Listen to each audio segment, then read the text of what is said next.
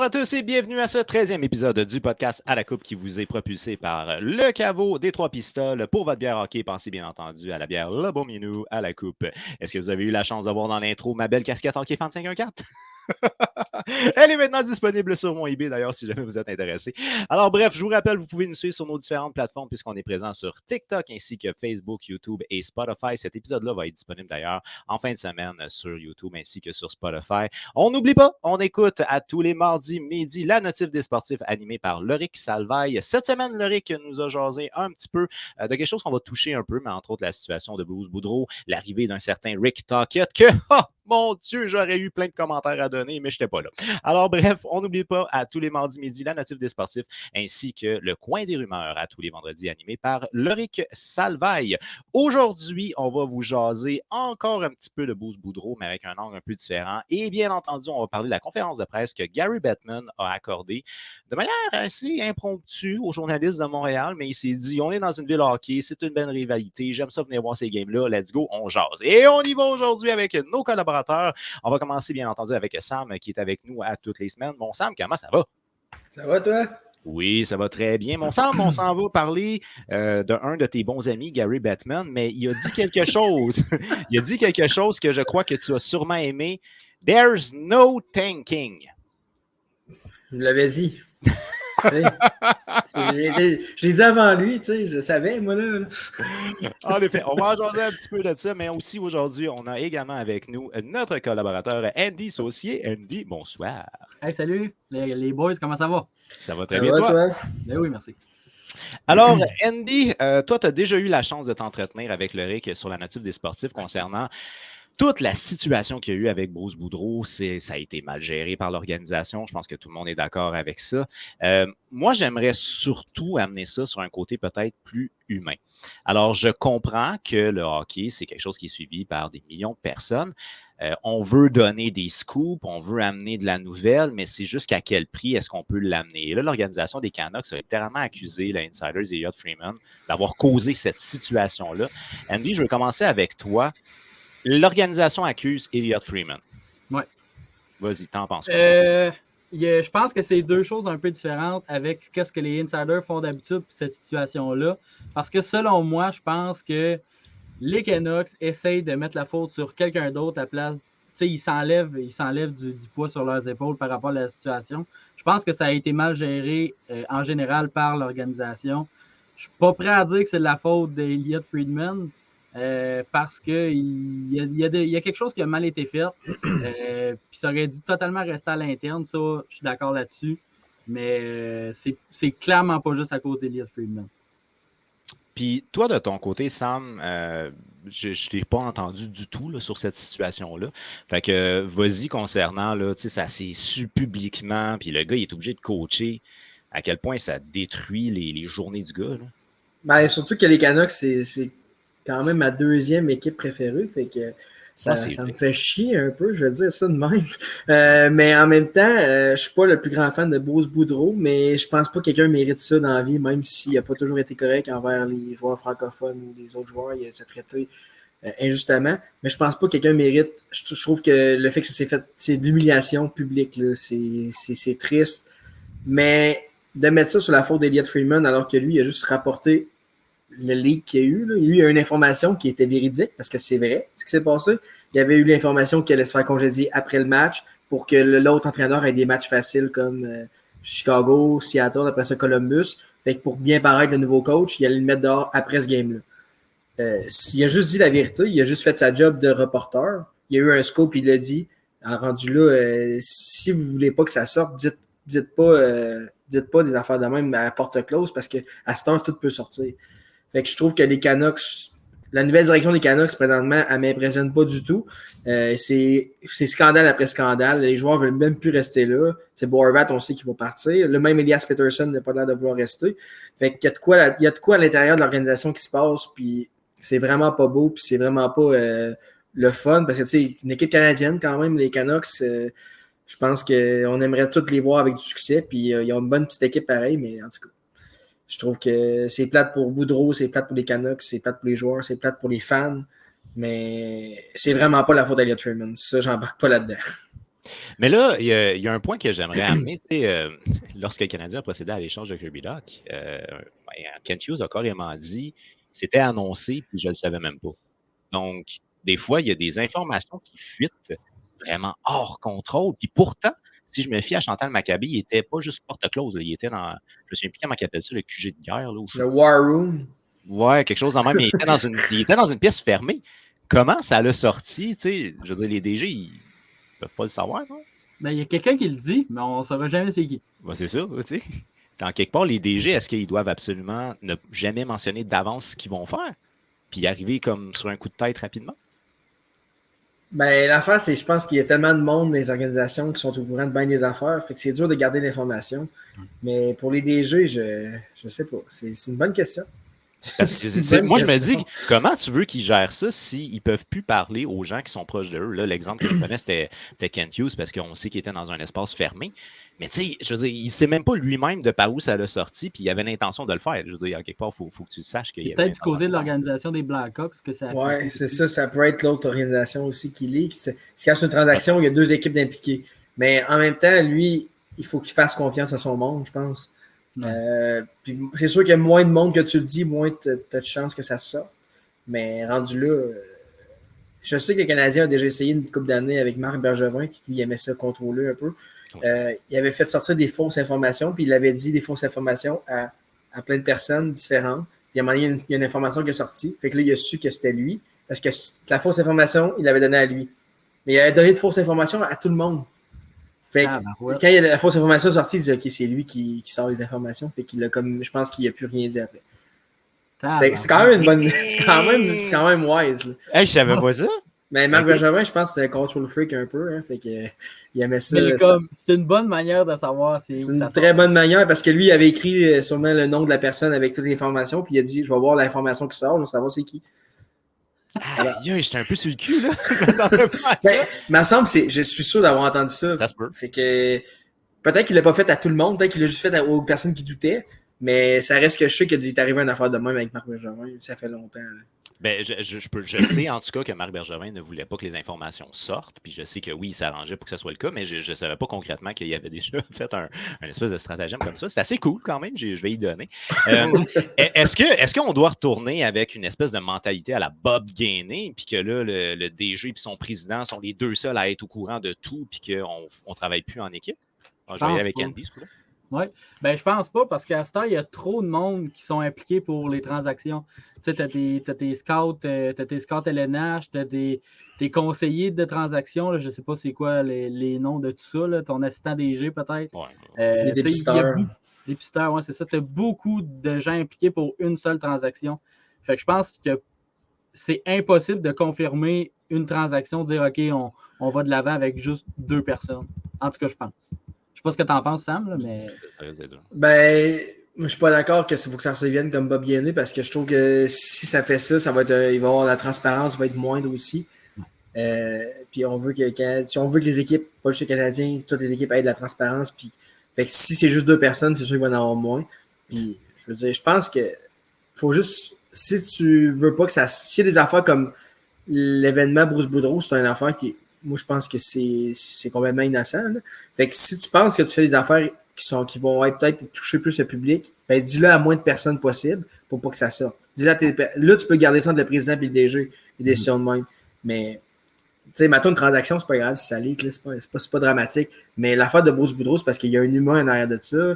Le gars, il a une famille, puis tu sais, Bruce, there it is, là, c'était le fun. Là. Moi, je trouvais ça drôle. Là. Quand il criait ça, le monde, quand ça allait bien. Mais là, tu sais, quand ils l'ont fait, pour la dernière fois, là, tu sais, le gars, il a larmes aux yeux, puis il sait que ça va être la fin. Mais après ça, des Canucks qui sont non, mais finalement, ils le font pareil, tu sais. Ouais. Mais ça, corrige-moi si je me trompe, mais je pense que les fans l'ont plus fait dans le but de le soutenir et non dans le but de le narguer. Là. Oui, quand il est arrivé à Vancouver, première game, Bruce, David, avec la toune, je sais pas si c'est cette toune-là, mais en tout cas, ils ont changé, c'est ça. Puis là, quand les Canucks scoraient au début, genre, je pense que les 20 premiers matchs, ils criaient ça. Puis là, dans la game, ben, genre, à la fin de la game, ils l'ont chanté. Genre, c'était clairement c'est de l'amour qu'ils donnaient. Ouais. Mais ça reste que je trouve ça cheap. Vraiment cheap. Parce que là, tu sais, ça devient un peu compliqué. Là. Moi, je vais prendre l'exemple ici. Probablement là, que s'il y a eu un leak, ça part peut-être de Rick Tocchet, là, de son côté à lui. Ils ont fait des entrevues avant, là, je crée bien, là, ils l'ont vu quelque part. Probablement. Ils ont dû l'inviter à Vancouver, tu sais, probablement qu'il a peut-être même été vu dans un restaurant ou quelque chose de même. Puis là, à un moment donné, ça devient fucking chiant à gérer toute cette affaire-là. Moi, selon moi, l'organisation aurait dû tout simplement renvoyer Bruce Boudreau tout de suite, puis au pire, mettre un intérimaire le temps que l'autre arrive. Je pense que ça exactement. C'est vrai ça que j'allais dire. C'est correct, si ça arrive de Rick Tocchet, ça se peut. Mais congédie ton coach, mets un coach intérim, dis que tu vas faire des recherches, puis une semaine après ou 2, tu mets Rick Tocchet. Parce que je pense que le move est bon, parce que Bruce Boudreau, je pense que c'est plus arriéré comme mentalité de hockey, puis Rick Tocchet, je trouve que moi, j'ai l'impression que ça va être un bon coach, avec Sergei Gonchar puis Adam Foote. Comme assistant, je pense que Gonchar peut apporter beaucoup un avantage numérique, par contre. Puis Adam Foote peut le jeu défensif. Fait que je pense que le nouveau... je pense que c'est une bonne décision de changer de coach, mais c'est de la manière que ça a été fait que c'est pas correct. Puis c'est comme Yves a dit, tu congédies-le, puis après ça, je comprends pas. Je sais pas quoi ils ont pensé dans leur tête. Il y a quelqu'un qui a trouvé que c'est une bonne idée. Là. Exact. Puis, le point que moi, je trouve vraiment, c'est l'équipe va pas bien. Anyway, c'est quand même bien que tu échapperais 2 matchs parce que tu as un coach intérimaire. Exactement. Ça changera sweet fuck all. J'aimerais ça aussi entendre Andy sur un aspect peut-être plus général. Là, on va pas toucher juste à Elliott Freeman, mais justement les insiders. Les insiders vont des fois leak des informations. Moi, j'ai la théorie du complot que des fois les équipes font à la Marc Bergevin. Là, ils leakent des fausses informations pour voir s'ils peuvent pas avoir un deal ou bien une signature d'un joueur autonome. Là. Est-ce que c'est intéressant pour la Ligue d'avoir des insiders qui vont peut-être dire d'avance les moves des équipes ou est-ce que ça peut amener de la pression sur un joueur, de la pression sur un entraîneur inutile? Moi, je pense que les insiders, c'est insiders pour les fans et non pour la Ligue. Parce que, tu sais, en tout cas, c'est mon point de vue. Là. Je pense pas que les insiders font ça en pensant que ça va aider d'autres équipes. Non, c'est vraiment des ligues pour partager l'information au grand public. Au contraire, je pense vraiment, je dirais pas que ça nuit à la Ligue nationale, mais comme c'est pas pour eux autres qui font ça. Je pense que ce que j'aime moins maintenant avec les ligues qui sont, on dirait, beaucoup plus d'avance et beaucoup plus précis, c'est que on sait tout d'avance, puis ça enlève l'effet de surprise. Moi, c'est ça que j'aime, c'est l'effet de surprise. Puis là, il est enlevé avec les ligues. C'est comme, des fois, on le sait comme une semaine d'avance. Hey, là, watchez bien, là, tel gars il est sur le point de partir. Là. Puis finalement, 3-4 jours après, il est parti. Fait que c'est ça. C'est ça, c'est pour les fans. Je suis convaincu. Moi, j'aimerais ça juste te relancer un peu. Là, c'est tout l'épisode de Pierre-Luc Dubois. Ça doit faire 1 an qu'il vient à Montréal. Il vient à Montréal. Plus que ça. Puis moi, je suis en train de me dire que son agent, il utilise littéralement les insiders pour faire de la pression pour qu'ils viennent à Montréal parce que c'est partout. Puis là, récemment, on entend que ça y prendrait plus qu'une Coupe Stanley avec les Jets pour pas venir à Montréal. C'est même pas pour changer d'équipe, c'est à Montréal. Moi, me dit des fois, les insiders, peut-être que les équipes ou les agents les utilisent. Mais en tout cas, c'est peut-être juste moi dans ma tête. Là. Peut-être. Le meilleur exemple avec Pierre-Luc Dubois à Columbus, quand ça allait mal 2 semaines avant, tout le monde en parlait aussi. Là. Il va se faire échanger, il veut partir, Tortorella l'aime pas. Puis finalement, Pierre-Luc Dubois et Tortorella n'ont jamais dit, ils ont dit qu'il n'y avait jamais rien eu entre eux autres, que genre c'était avec l'organisation en tout cas.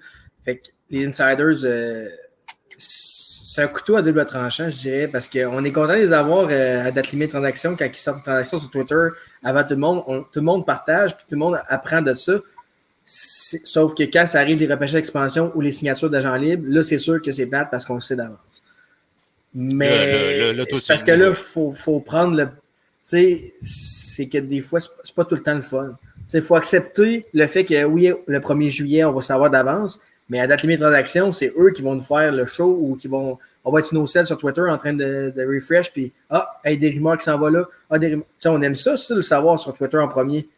Mais c'est sûr que pendant qu'il y a des agents libres et des repêchages d'expansion, on le sait d'avance, ça vient casser le fun, mais sauf qu'il y a des fois qu'on est content de le savoir. Je pense que c'est un mal pour un bien, genre. Comme le repêchage amateur aussi, là. Des fois, on sait que ça leak un joueur. Mais ça va leaker genre 1 minute avant, je pense. Fait que ça, moi, je regarde juste pas mon sel pendant le repêchage. Je regarde le repêchage, puis j'enlève les notifications, fait comme ça. Je sais pas, j'ai une surprise pareille. C'est toi qui nous avais appris la transaction Romanov puis Kirby Dach. Ouais. On était en live, puis c'est toi qui l'écoutais sur ta télé. Ouais, c'est exactement ça. C'était pas un insider, mais je comprends ton point. On n'était pas sur nos selles, fait que puis il n'y a personne qui nous l'avait écrit dans le chat. Fait que techniquement, on le savait. Fait que là, j'avais comme enlevé mon écouteur puis j'avais écouté. Mais je pense qu'au draft, les transactions, ils sont pas mal en même temps que les insiders parce que ça se fait quand même officiellement. Mais... Moi, je me souviens que j'avais triché parce que j'avais Renaud Lavoie qui avait tweeté que Romanov était échangé. J'étais comme Romanov est échangé. Puis là, finalement, c'est toi qui as vu la peine. Mais tu sais, comme Andy dit tantôt, par exemple, il dit, tu sais, des fois, des rumeurs sur un joueur, oui. Puis le gars se fait changer, mais on sait pas où. Puis c'est là que là, les pourparlers changent parce que là, tu sais, Boarvat, là, il y a plein d'équipes là, qui sont liées à lui. Comme Chikrin. Chikrin n'est pas encore échangé. Là. Tout le monde dit qu'il va partir. Il fait 6 mois, il fait 1 an. T'es encore là. Fait que ça fait partir, je pense que ça fait travailler du monde aussi, là, ça fait travailler des offres de transaction. Faites-en pas des offres de transaction, c'est dangereux. Puis là, tu me permets, toi, d'ouvrir parce que veux pas les insiders, c'est à la fois un show à la date limite des transactions, mais c'est aussi des cris d'amour quand on est arrivé avec le repêchage d'expansion de Seattle où c'était ridicule. On connaissait tous les choix avant qu'ils soient faits. Tu sais, je veux dire, est-ce qu'il faut qu'il y ait un espèce de code d'éthique sur les insiders qu'il y a des éléments tu peux, des éléments tu peux pas, puis là tu parles pas, puis on s'en va où, là? Je pense pas que ça peut arriver. Alors, c'est clair que ça arrive pas. Parce que, anyway, un insiders, là, comme, mettons, Elliot Freeman ou Frank Severally, qui sont quand même pas mal les meilleurs, je veux dire, c'est leur job. Ils ne font que leur travail. Ils font leur job à perfection parce que c'est sûr que eux autres, là, ils ont une information, ils la partagent. C'est ça leur job. Fait que c'est ça qu'ils font. Tu sais, le Frank Severally qui, mettons, il y avait les choix de Seattle, il les partage pas. Je pense qu'il travaille pour Daily Faceoff ou quelque chose du genre, lui. Fait que, tu sais, Daily Faceoff, c'est pas si gros que ça non plus. Fait que lui, il veut que son produit, puis son boss aussi, il aime ça, là, qu'il leak.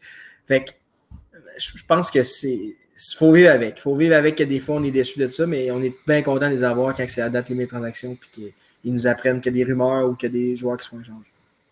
Puis toi, de ton côté, Andy, là, on parle ici littéralement. Là, ils font le show, ils tuent l'amour. C'est le démon et l'ange à la fois.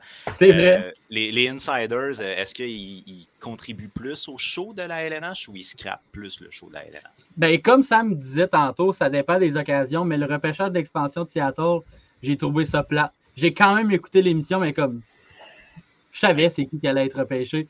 C'est plate. C'est vraiment, vraiment plate. J'ai vraiment haï cette fois-là. Oh, c'est pas... Le cordon est vivant! Alors, j'étais vraiment fâché, là. C'est ça. Coupe le cordon, Andy. Je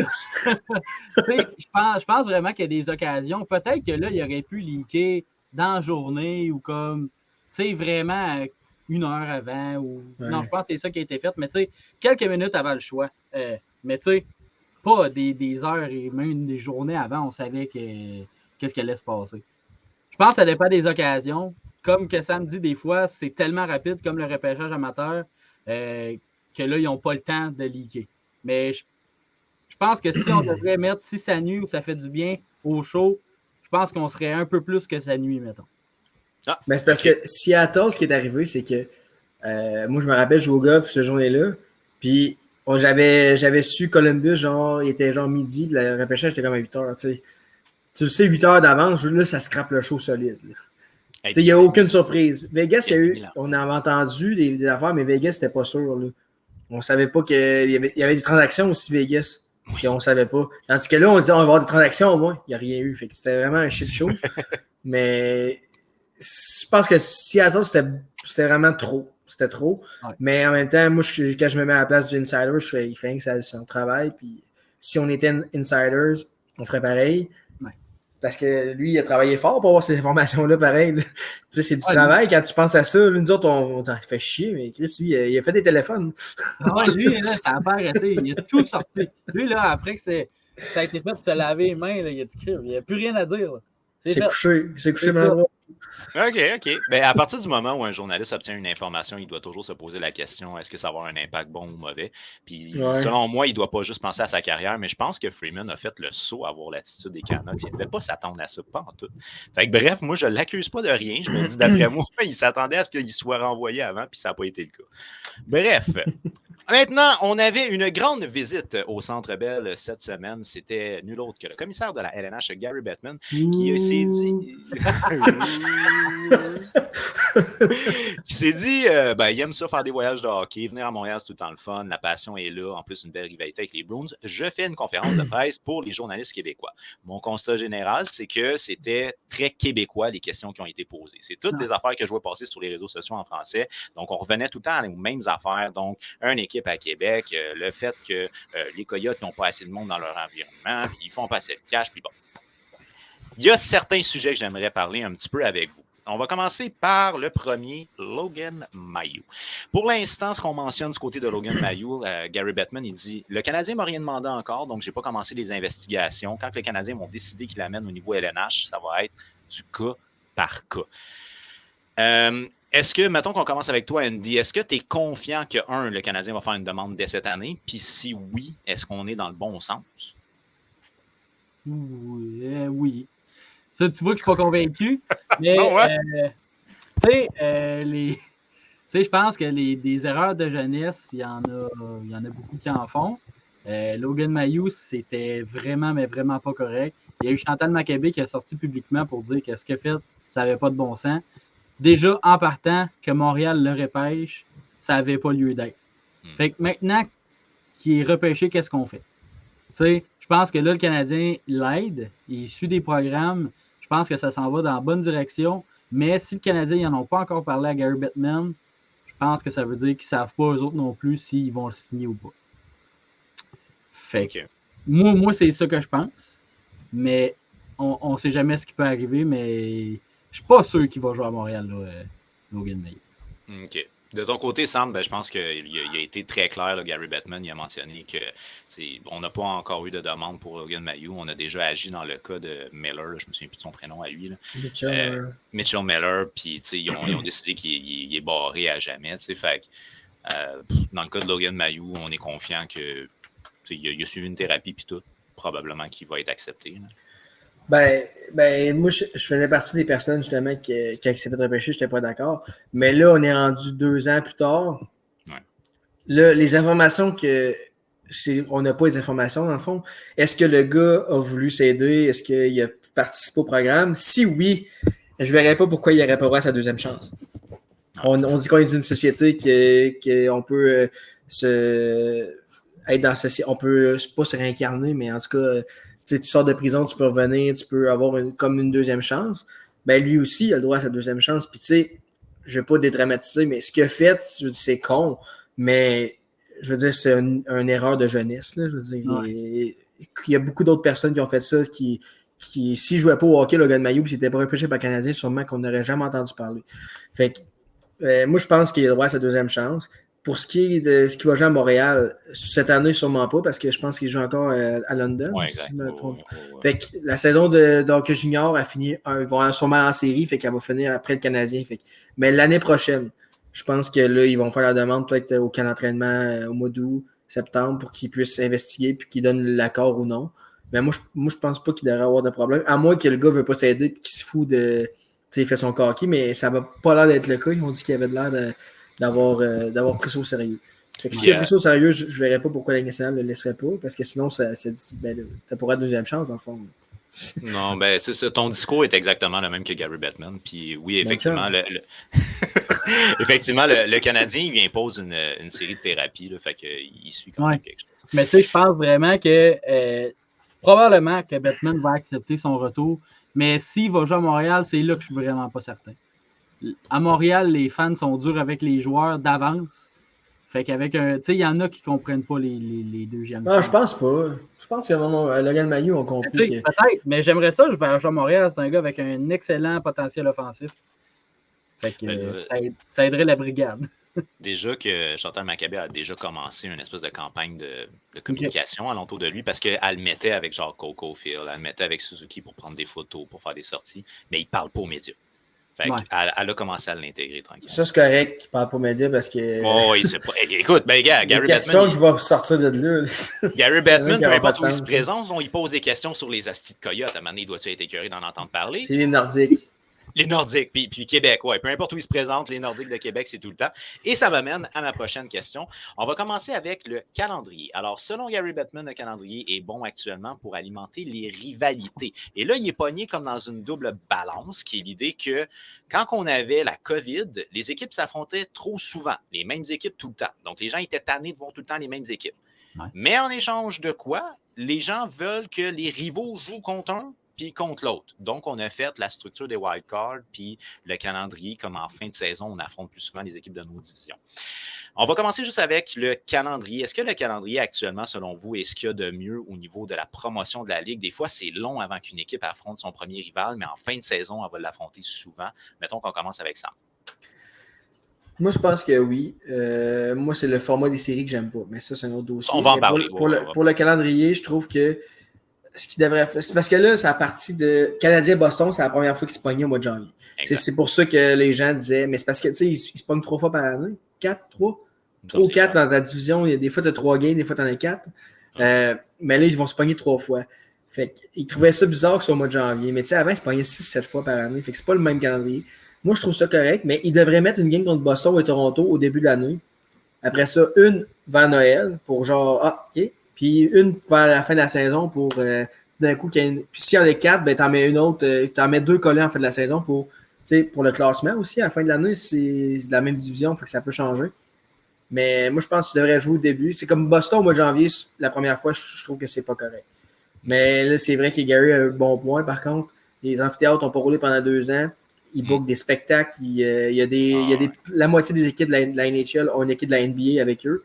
Fait que, tu sais, de monter un stand NBA, monter ça en arena, après ça, démonter pour un spectacle, tu sais, ça prend du monde, puis ça prend. Faut que ça soit sécuritaire aussi pour les joueurs. Fait que, je pense que la nationale fait son possible, mais il y aurait peut-être une petite amélioration au niveau des rivalités de mettre une game au début, une game au milieu, ou 2 games à la fin, genre. Je pense que ça serait ça mon point, mais pour le reste, il faut au moins que chaque équipe voit Connor McDavid une fois à domicile, puis qu'une autre fois, tu as visité Connor McDavid pour le voir contre ton équipe à la télé. Même affaire pour les autres vedettes comme Zegras. Okay. Zegras, il est à Anaheim. Tu le vois pas souvent. Tu viens de scraper ma contre-question que j'envoyais à Andy, mais bon, en tout cas, bref, on va y aller pareil, Andy. Est-ce qu'on serait ouvert à l'idée que certaines organisations, on ne les voit pas du tout de l'année dans le but d'augmenter la visibilité de d'autres organisations? Exemple, le Canadien, 2 matchs de plus, mais on ne voit pas du tout, je ne sais pas, les Sharks, whatever. Non. Non! Non, c'est dur de passer après Sam parce qu'il a dit pas mal d'affaires. Mais. Je m'excuse. Voilà. Non, mais honnêtement, je pense pas. Je pense que chaque équipe doit passer dans chaque amphithéâtre. Je pense que c'est ça le fun. C'est ça de pouvoir aller voir toutes les équipes possibles à Montréal. Puis même chose pour les fans, les fans de l'Arizona qui voient n'importe quelle équipe arriver dans leur amphithéâtre, que ce soit n'importe qui. Je pense que chaque équipe doit venir à Montréal. J'ai juste une question pour vous. Là. En ce moment, on n'a pas des équipes qu'on fait juste visiter, mais qui ne viennent pas chez nous? Non. Toutes les équipes viennent au moins une fois? toutes les équipes viennent une fois, puis tu vas au moins une fois. C'est depuis 3-4 ans, même peut-être plein de plus, les 32 équipes jouent 2 fois contre par année. Ouais. Avant, tu jouais contre. Avant, là, quand les Blue Jackets sont arrivés dans la Ligue, je me rappelle, contre les Canadiens, ça allait peut-être une fois ou 4 ans qu'ils jouaient contre. Puis là, à cette heure, moi, c'est ce règlement. Il faut que chaque équipe visite un et l'autre. Puis le baseball a fait la même affaire cette année. Toutes les équipes vont jouer contre, puis avant, ça se faisait une fois ou 3 ans contre des équipes des fois. Mais ils veulent le même principe que j'ai dit. Ils veulent que des vedettes puissent aller à Toronto, aller à Boston, whatever. Puis moi, je trouve que c'est une bonne idée. Puis tu parlais de McDavid, mais tu sais, il y a peut-être du monde qui veut voir Cole Caulfield jouer aussi. Tu sais, ça reste que c'est un phénomène. Là. C'est un jeune joueur qui score des buts. Puis tu sais, lui, il vient du Wisconsin. Fait quand il joue à Chicago, sa famille va le voir. Mais tu sais, si tu enlèves sa game à Chicago, tu sais, sa famille, Wisconsin, c'est quand même pas grande équipe à part Chicago proche. Fait que tu sais, il faut que tu penses à ça, je pense, dans l'équation. Je pense pas trop loin. Ouais. OK. Mais tu apportes quand même un point qui est un point intéressant, là, l'histoire des joueurs vedettes qui peuvent se présenter au moins une fois un peu partout. Là. Puis tu sais, le Canadien qui visite des équipes, là, c'est très bon pour certaines équipes. Là. Je pense oui aux Coyotes, mais les Panthers, entre autres, les Sabres de Buffalo, ça l'amène des billets. Là, fait que c'est bien d'avoir des grosses équipes des fois qui viennent te visiter. Dans une conversation privée, on avait parlé, entre autres, du format des séries éliminatoires, l'idée du wild card. Pour moi, les rivalités, c'est vraiment mon argument premier pour l'intérêt de ramener les Nordiques de Québec. Mais vous êtes ni un ni l'autre satisfait par l'idée des wildcards. Vous voulez avoir le 1 et le 8. Andy, on va commencer avec toi. C'est quoi ton argument pour revenir avec cette vieille formule? Ben moi, l'argument est vraiment de finir avec les meilleures équipes. Commencer avec des duels surprenants. Tu sais, la 8e qui joue contre la première, ça peut changer de bord. La 8e peut battre la première. C'est ça que ça fait des bons duels. En premier, ça fait des bons duels. Puis à la fin, c'est les meilleurs duels. Les meilleures équipes s'affrontent. Moi, c'est ça l'argument. C'est ça qui était le fun à ce moment-là. Puis je suis pas mal sûr que c'est ça que Sam pense aussi. Ben, on s'entend quand tu dis les meilleurs, pas nécessairement. Des fois, c'est la 8e qui s'amasse dans la finale. Ouais, mais tu sais, ouais. OK, c'est bon. OK, Sam, vas-y. Toi, pourquoi est-ce que tu argumentes on retourne avec le 1-8? Ben, techniquement, si tu fais une saison, c'est pour que les équipes qui sont bonnes aient un adversaire moins bon techniquement en série. Parce que c'est pour ça que tu joues une saison. C'est pour classer les équipes. Le meilleur exemple, on l'a devant nos yeux. Toronto sont 2e au classement général de la Ligue nationale présentement. Ou 3e, peut-être avec les Hurricanes, c'est peut-être une égalité avec ça. Mais en tout cas, ils pogneraient Tampa Bay en première ronde des séries. Alors que techniquement, ils devraient pogner Pittsburgh ou Washington, de l'équipe wildcard. Ça change la donne carrément. Puis là, je ne veux pas excuser les Leafs, mais l'année passée aussi, ils ont encore pogné Tampa Bay. Puis techniquement, avec le classement 1-8, 2-7, 3-6, ils ne pognaient pas Tampa Bay. Je veux dire, pogner Tampa Bay en première ronde, c'est pas un luxe. Puis, je veux dire, il n'y a pas de rivalité plus qu'avec une autre équipe, peut-être Toronto. Et je trouve que c'est désavantageux pour des équipes. Mais Gary trouve que c'est bon. Il trouve que c'est bon, mais je veux dire, le format, c'est 1-8, 2-7, c'est parfait. Puis à la fin de la... C'est parce que là, tu as des meilleurs duels comme Tampa Bay Toronto qui se pognent en partant. Et c'est le fun en première ronde. Mais en finale de l'Est, là, on s'est déjà ramassé avec Caroline contre la Islanders. Je peux te dire que je pouvais m'endormir en 3e période. Là. Fait que, non, mais c'est vrai, c'est ça que ça donne. Ouais. Les Islanders avaient surpris, avaient battu les Pingouins, je pense, c'est tout. Puis, ben oui, ça a fini en 5, je pense. Fait que... Hey, mais là, ça me permet on sort un peu du sujet. Un quiz. Actuellement, les Maple Leafs de Toronto ne sont ni 2e ni 3e, mais bien 4e. Devant eux, il y a les Bruins de Boston, les Hurricanes de la Caroline. Mais qui est la 3e équipe selon vous? C'est les Devils du New Jersey. Oh! Sale rat! C'est désolé. Pas moi, hey, man, j'ai zéro vu venir quand j'ai vu ça. J'ai fait crème. On en a parlé en pré. Comment de points? 66, peut-être à 66. T'as genre les Hurricanes à 66, mais 46 matchs de jouer. Les Devils, 66, 47 matchs de jouer. Puis les Leafs, 66, 48 matchs. OK, fait que mais c'est ça, ils sont égales. Ils sont égales en points, mais pas en nombre de matchs joués. Non, c'est ça. Je savais qu'ils étaient pas mal égales. C'est pour ça que... Mais dans le fond, ils sont comme 2e dans le national. Ouais, égalité. Ouais, en effet. Alright. Ben, moi, je vais y aller. Pourquoi est-ce que j'aime bien les formats de wildcard? Puis je suis assez d'accord avec vous. Quand le Canadien s'est ramassé en finale, on s'est fait laver quelque chose de rare. Puis ça, ben, je pense que le format de wildcard a été en grande partie. Ben non, mais ça, c'est à cause de la COVID. Ouais, cette division canadienne, après ça. Exact. Fait que c'est pareil. Le Canadien n'avait pas rapport là, mais techniquement, s'il avait pogné une équipe forte en premier, ça aurait sûrement sorti. Prends en considération, au lieu de dire division canadienne, ça serait division Pacifique cette année. C'était une division qui était faible, puis il y a une équipe qui est sortie de ça. Puis là, bref, Gary Bettman nous amène comme point, il dit actuellement, la LNH, puis là, attachez vos bobettes, il dit selon lui, c'est la ligue professionnelle avec le plus de compétitivité. En tout cas, les équipes sont les plus égales. Comment on dit ça déjà? La parité. Parité, avec la plus grande parité qui existe. Est-ce que, selon vous, ça peut justifier qu'on donne des chances à peu près équitables à toutes les équipes dans un wildcard, le fait qu'on est si paritaire? Parce que dites-vous bien une chose, l'équipe qui rentre 8e, des fois, n'est pas si loin que l'équipe qui est 3e. Ouais. Mais je pense que ce serait la même chose avec le 1-8. Les équipes, je suis d'accord que la parité dans la Ligue nationale est très bonne, mais avec les wildcards ou le 1-8, je pense que ce serait plus ou moins. Ben, c'est vrai, ça. Tu sais, comme là, si tu prends, mis à part les Bruins, là, qui eux autres sont classés à part, mais après ça, tu tombes à 66, 66, 66, 64, 63, 61, 60, 60. Fait que c'est relativement proche, là. C'est pas si dramatique que ça. Les Bruins sont classés à part, mais sinon, ça peut donner des bonnes séries du début à la fin. Puis en plus, on mise sur les rivalités parce que les mêmes équipes s'affrontent souvent, dont entre autres Leafs Tampa Bay. Ouais. Toronto. Ouais. Mais je suis d'accord avec lui pour le fait que la Ligue nationale, c'est une des équipes avec le plus de parité. Parce que c'est vrai que tout le monde peut battre tout le monde. Le Canadien a battu Toronto. Le Canadien bat tout le temps Toronto, mais ils ont failli battre Boston. Mm-hmm. Puis techniquement, Boston, c'est vraiment une classe à part. Puis quand je regarde les autres sports comme la NBA, c'est pas vrai que toutes les équipes peuvent battre tout le monde. Non. C'est pas vrai que la pire équipe va battre la meilleure. Fait que je suis d'accord là-dessus. Mais ça reste que c'est pas un argument valable pour moi pour mettre des wildcards, mettre Toronto dans le bas Royal Round pour moi.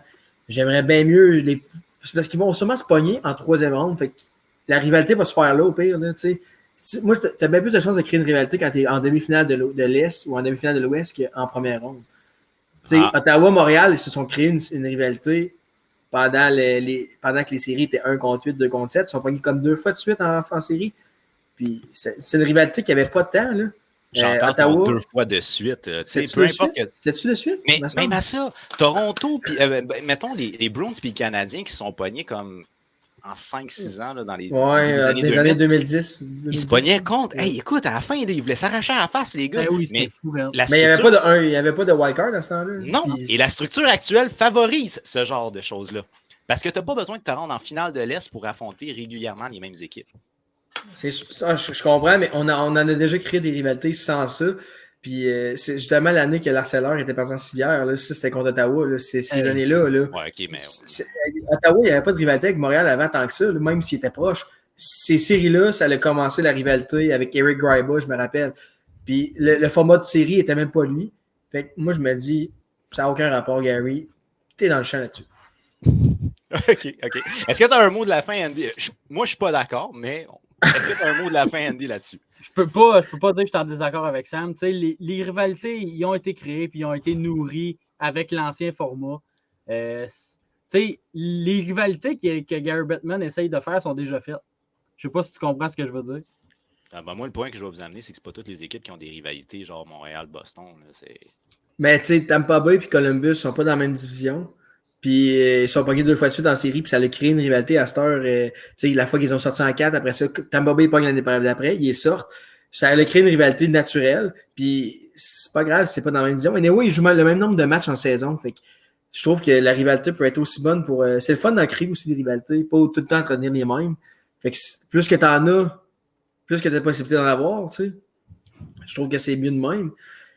En tout cas, ça, c'est mon opinion. Mais tu sais, les rivalités, ça se crée comme Boston-Toronto, c'est parce que. Puis à Montréal, ça fait des années qu'ils jouent contre des équipes originales. Mais des équipes qui ne s'aiment pas, c'est, mettons, des équipes qui sont proches, comme les Islanders, Rangers, The Devils, Columbus, Pittsburgh. Tu sais. C'est des rivalités naturelles avec la distance. Mais sinon, j'aime bien mieux une rivalité qui se crée naturellement que on va mettre des wildcards pour forcer les rivalités. Tu sais, moi, j'aimerais mieux en créer des rivalités que genre essayer de les forcer. Je sais pas si vous comprenez. Mais tu as droit à ton opinion, Yves. T'as des bons points, toi, tout, là. T'as des bons points, mais moi, personnellement, j'adorais le 1-8, 2-7, puis je trouve que ça désavantage l'équipe. Comme Toronto, je trouve qu'ils sont désavantagés s'ils finissent 2e puis qu'ils pognent Tampa Bay. Je trouve que c'est plate. Mais c'est sûr que Toronto, vous les avez peut-être pas dans votre cœur, fait que ça vous fait plaisir de les voir sortir en première ronde. Mais moi, je les aime bien. Mais tu sais, moi, là, de voir la bataille de l'Alberta, je suis content. Ah, c'est sûr. Si les Canucks reviennent en série, qui jouent justement contre les Flames, ça serait le fun. Puis on est dans la même division. C'est sûr. T'as des bons points. T'as des bons points. Sinon, je veux vous entendre aussi sur autre chose. Là. Il a mentionné la possibilité, parce que le Canadien ne fait généralement pas partie beaucoup là, des matchs internationaux. Là, on a parlé de la possibilité que le Canadien participe à un match international. J'ai entendu en quelque part peut-être Paris, je ne sais pas trop. Est-ce que pour vous, une équipe comme le Canadien de Montréal a intérêt à aller à l'international, ou est-ce que c'est plus pour la vision de la Ligue? Ben oui. Ben oui. Ben oui. Ben oui. Allez-y. J'ai trouvé ça génial, moi, quand la Ligue nationale a commencé. Ben, ça a commencé avec la NFL qui sont allés à Londres, là, ils sont rendus en Allemagne et en France. Et là, la Ligue nationale qui a fait Suède, je pense, là, cette année, c'est en Finlande. C'était les Blue Jackets contre l'Avalanche. Les Canadiens en France, ça serait plein. Premièrement, je suis sûr qu'il y aurait beaucoup de monde qui irait voir ça parce qu'il y a beaucoup de Français qui savent c'est quoi le Canadien de Montréal. Fait que s'il y a une équipe qui peut bien les rassembler, ça serait ça. Avec une autre équipe, je sais pas, peu importe l'équipe que tu envoies, ben ça va être une équipe qui a un Français dans l'équipe, c'est sûr. Là, techniquement, pour peut-être les Blue Jackets avec Texier. Mais moi, je trouve que c'est magique. Puis c'est aussi bon pour la Ligue nationale. Le Canadien, je pense qu'il c'est reconnu mondialement.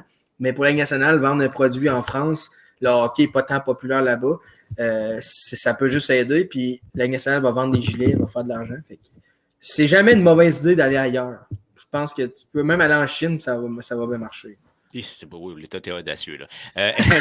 Andy, de ton côté, moi, je vais relancer. Il amène l'idée des gilets, mais je me souviens avoir déjà vu dans The Voice en Australie un gars qui portait un chandail de Carey Price. Fait que j'étais surpris de voir que le Canadien était connu jusqu'à là-bas.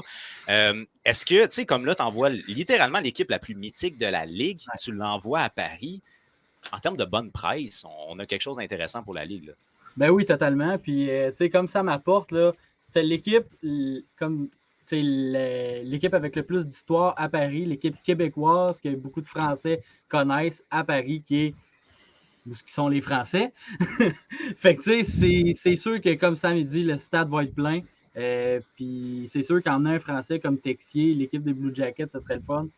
Mais c'est sûr que c'est bon pour la Ligue. Peut-être un jour, on va avoir une équipe en Europe. On le sait pas. Je pense que c'est peut-être pour ça que ça s'en vient. Je serais pas... Ça serait le fun. Le marché se développe, mais il faudrait rajouter des matchs. Là. Le voyagement serait quelque chose. Hein, ouais, mais comme Sam dit, c'est loin d'être une mauvaise idée de le développer puis d'envoyer des gens se faire connaître. Mais moi, je pense que c'est vraiment plus pour le point de vue marketing puis faire de la business. Parce que la NFL le fait depuis une dizaine d'années à aller à Londres. Puis là, ils sont rendus même en Allemagne, puis comme j'ai dit tantôt. Mais même la NFL, ils aimeraient ça faire une division, mais avec le décalage horaire, les blessures et tout, faire de l'avion de même, ça serait beaucoup trop dispendieux pour les équipes en Europe, beaucoup trop de voyagements, beaucoup trop de décalage horaire, parce que tu sais, juste quand les Canadiens vont à San Jose, on dit hey, il y a du décalage, mais là c'est 3 heures, là, ça serait 6-7 heures, là. Ouais. Ça serait impossible. Mais c'est sûr qu'ils vont envoyer une équipe avec un Français en France. T'sais, cette année, c'était Jarmo Kekalainen, Patrick Laine contre Artturi Lehkonen, Mikko Rantanen. Ils font par exprès pour envoyer des gars. Laine, c'est une vedette là-bas. Là. Puis Lehkonen, ça a rendu un dieu. Là. Fait que... Mais c'est... il est bon. Mais c'est sûr qu'ils vont essayer de faire de quoi. Peut-être Pierre-Édouard Bellemare. Mais j'adorerais voir ça. Puis ça serait vraiment le fun. Ça serait vraiment le fun que les Canadiens aient en France, à Paris. Je ne sais pas s'ils ont une aréna qui est quand même pas si pire. Je ne connais pas les arénas là-bas. Mais ça serait vraiment le fun. Je peux te dire au minimum qu'ils ont une ligue, là, mais je ne sais pas. Ouais, je sais pas, mais les arénas, me semble, en France, sont pas si grosses. Ils vont faire ça au Stade de France, s'il vous plaît. Ben, ouais, non, mais écoute, rendu là, je me dis, on a déjà mis une patinoire à San Jose en Californie. On est capable de le mettre dans le Stade de France. Mais je pense pas qu'on va remplir le Stade de France parce qu'on parle de 100 quelques mille personnes. Ah ouais, c'est pour ça que je t'ai dit ça, mais je pense que ce serait. Ils devraient commencer à son aréna, puis après ça, ils penseront au Stade de France. On va commencer tranquillement. Je pense que, tu sais, exemple, on joue beaucoup avec l'image de la ville de Vegas, on joue beaucoup avec l'image de la ville de Seattle. Fait que là, si on va à Paris, là, ça devient exotique, cette affaire-là. Ça va looker good. Ah ouais. T'imagines? 2 matchs, ça va être 2 matchs en plus, sûrement. Contre la même équipe, là, fait que je veux dire, à ce temps qu'il en a parlé, il n'y a pas le choix de le faire. Je pense que là, il a mis des attentes. Paris, là, c'est pas dans la conférence que j'ai entendu ça. J'ai lu ça sur les réseaux sociaux, mais lui, il a mentionné que le Canadien avait des intérêts à aller jouer à l'international. Moi, j'ai pas entendu ça à la conférence, mais j'ai vu que Gary Bettman envisage la France et Paris pour une future. Puis si la France, ça n'a pas choisi le Canadien qui soit là. Mais là, je te parle rapidement. Là, j'ai eu plusieurs amis français qui aimaient les sports nord-américains, entre autres la NFL puis le hockey. Puis le hockey, souvent, ils voyaient le Canadien, les Bruins puis les Rangers. Puis ils me disaient que le soir, ils pouvaient écouter des fois les équipes qui ont un gros décalage qui sont en Californie. Fait qu'ils connaissaient moins les équipes du centre, mais ils connaissaient les équipes des extrêmes. Genre. En tout cas, bref, ça, c'est une parenthèse. Là, on va y aller avec le tanking. Gary Bettman a été un peu plus clair. Il a dit très clairement, il n'y en a pas de tanking, on a mis une loterie pour ça. Mais, on ne se le cachera pas. Quand tu liquides une équipe comme les Hawks l'ont fait, c'est parce que tu as quand même une certaine intention, puis c'est certainement pas de finir en haut. Fait que, Andy, tanking, pas tanking, on y va quoi? Comme je pense qu'on avait déjà parlé avec Sam, mais je pense pas que ça existe parce que les joueurs, les entraîneurs sont trop fiers, ils veulent gagner, sont là pour gagner, sont payés pour gagner. Je pense pas que ça existe de vouloir perdre et de faire exprès de perdre. Sauf que, comme les Hawks ont fait, ils ont liquidé plein de jeunes. Là, il y a Patrick Kane et il y a Jonathan Toews qui vont partir à la date limite. Ils font pas exprès de pas gagner. Mais c'est pas loin. Mais je pense pas qu'ils se sont levés et ils disent que nous autres, on veut tanker, on veut finir dernier. Je pense qu'ils veulent entrer en reconstruction. Ils ont échangé énormément de gars contre pas rien, mais contre pas des gars qui peuvent t'aider à gagner. Mais c'est ça. Mais je pense pas que ça existe que les gars contre hey, on va perdre. Asseoir les boys, on perd puis on fait ça. Ah, je peux te dire que c'est sûr qu'il y a de l'orgueil parce que quand je regarde mon équipe des Coyotes qui se bat à chaque soir, je fais comme, guys, si seulement vous pourriez dropper Esti. Bon, ça arrive pas, ça a l'air, ils se battent tout le temps, les tabarouettes. Effectivement, Gary Bettman a pris cet argument-là. Il dit c'est de manquer de respect au professionnalisme, autant des entraîneurs que des joueurs, parce que les autres, ils se présentent pour gagner, ils ne se présentent pas là pour. Justement perdre puis avoir un meilleur choix au repêchage. Mais tu as toujours la possibilité de genre prendre des blessures, étirer le rétablissement, puis bon, bref, on peut toujours jouer dans cette game-là. Toi, de ton côté, Sam, je pense que tu un peu plus clair. Il n'y a pas de tanking qui existe. Puis on se rappelle, hein, celui qui finit dernier, il a 75% des chances de ne pas choisir premier. Non, c'est ça. Mais 75. Mais c'est parce que quand on avait parlé, j'avais comme sorti la phrase qui disait ça dépend c'est quoi du tanking pour toi. Parce que du tanking, si du tanking, c'est d'échanger ses joueurs puis de connaître une mauvaise saison, si c'est ça du tanking, ben ça existe. Mais moi, du tanking, dans mes mots, c'est OK, les gars, il faut perdre. Mais c'est pour ça que j'ai dit que ça n'existait pas, parce que avec les contrats aujourd'hui, tu sais, ceux qui ont des contrats d'un an, les autres qui veulent se faire valoir vont en avoir un meilleur. Ouais, ils ne peuvent pas dire je vais faire un revirement à soir, tu sais. Ça ne marche pas de même. Mais oui, les Hawks, ils veulent repêcher haut. On va dire ça comme ça. Parce que c'est vrai que ce que Yves dit, tu as juste 25% de. Tu finis dernier, tu as juste 25% de choisir premier, 75% de ne pas finir. Mais tu es assuré de finir dans le top 3. Parce que tu ne peux pas descendre plus que 3 positions. Fait que Chicago, savent qu'ils vont. Si tu es premier, tu es assuré d'être dans le top 3.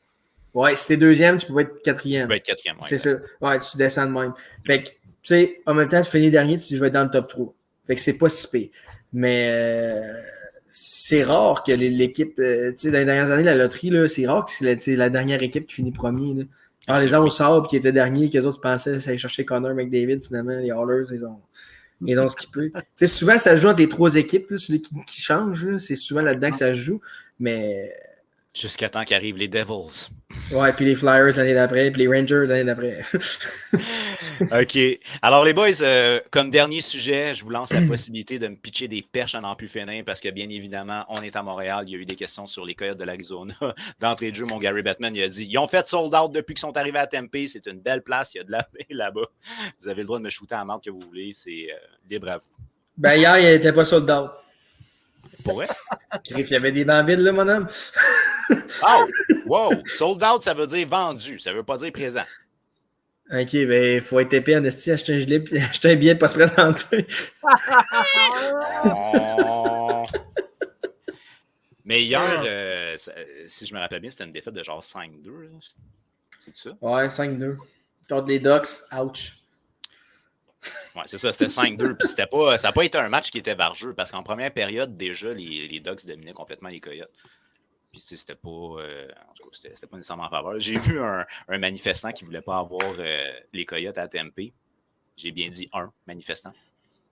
Ok, parce que les autres, il y avait un gars avec sa pancarte, puis il était comme on veut pas avoir ça à Tempe. Gary Bettman, il est comme get out of here. C'est sûr. Bref.